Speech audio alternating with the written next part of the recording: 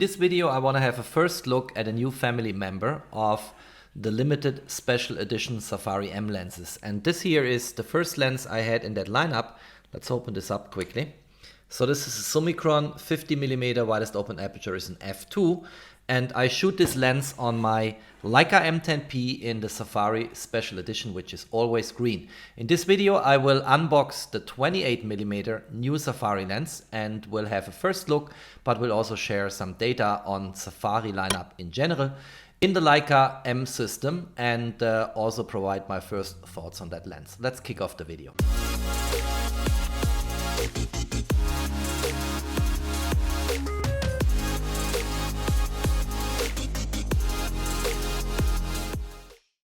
The origin of the Safari special editions goes back many years into times where Leica used to produce for the German military. And if you're interested in the legacy of Leica cameras and Leica lenses, the clear reference for this is the Leica Pocketbook. This is the 8th edition, and clearly it also needs to be updated for some more recent cameras and lenses.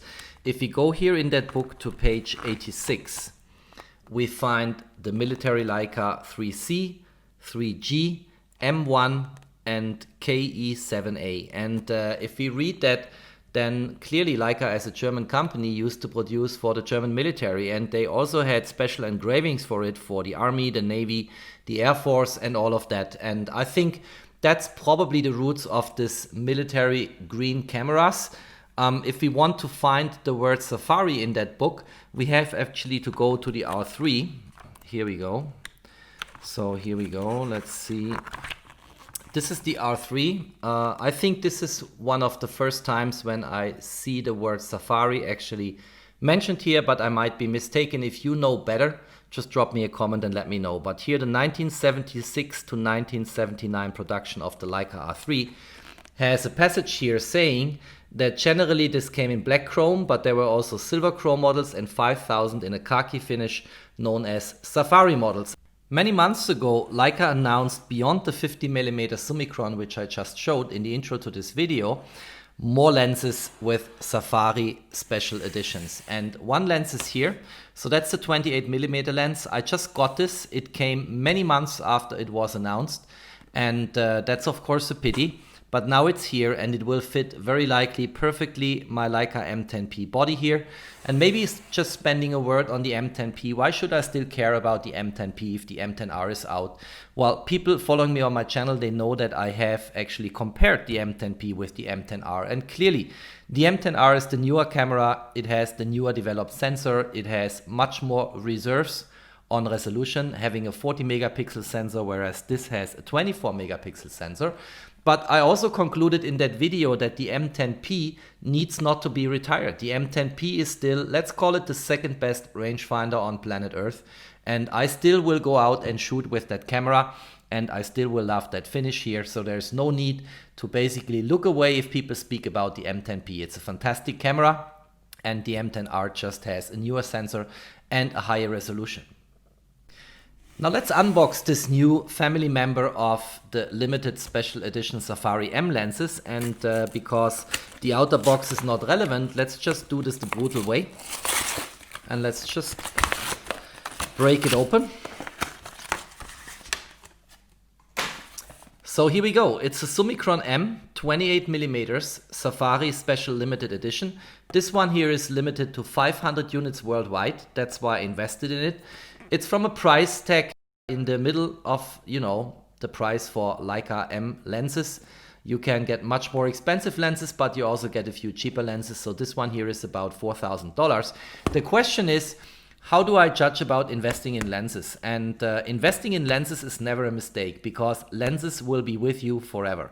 On cameras, you could fairly well argue if it is worthwhile to pay a higher price tag for a limited special edition on an electronic camera with a digital sensor.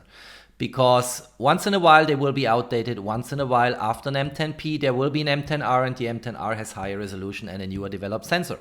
Nevertheless, I love these cameras, I will keep that, I will shoot with it as I said, but on lenses the story is completely different.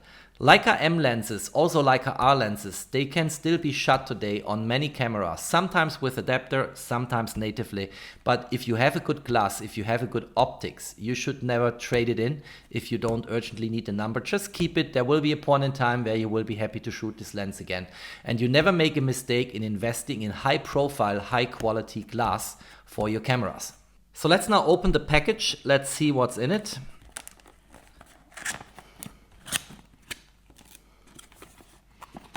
There is, like always, a little brochure here with instructions. I don't think we need that. Then we have a guarantee card here. And then we have the last checks and balances from Leica as the manufacturer. So there is a bunch of people who signed up here that this lens has been checked and is fully functional and meeting the quality standards of Leica lenses. And then it comes in a leather pouch. Sometimes they hide something below here, but this time is empty. So it comes in a leather pouch here. Let's open this up. It's always a special feeling and experience to unbox Leica lenses, I should say. I really love that.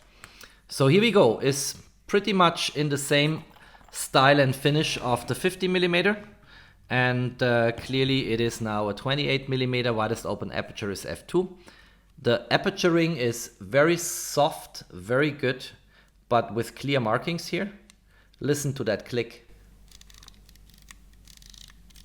That's what I love so much about these lenses. And then we have the focus ring here. Very smooth, very good, just the right resistance if you rotate it. Perfect, like always with Leica lenses.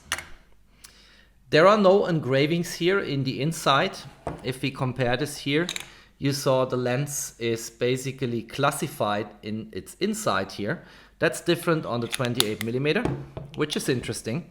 So there's nothing written here. There is just a matte black finish, but it's written outside. It says it here on the lens hood, Summicron-M 1:2 28 aspherical lens. And clearly you can also get this lens hood out here in the same way as you can do it on the 50mm. And that's also convenient because then you don't have, you know, to make sure that you have the lens hood on. It's just integrated. You just rotate it out. And that's a mechanism we saw on various Leica M lenses in the past. Here's the mechanism, by the way. I don't know if you can see this. Very nice. Just get it back and screw it back. And then it's all done. So that's the lens. I'm very happy to have it. You can shoot dark green or olive green also on all kinds of other camera bodies, of course. I think this would nicely fit my Leica SL2 body and would also fit to other cameras outside of the Leica universe with, you know, a suitable adapter. Is a very nice finish. I like this matte finish. I would still call it military green to some extent because it's matching that typical color, but I can live with safari green very, very well. I think it's a very nice lens.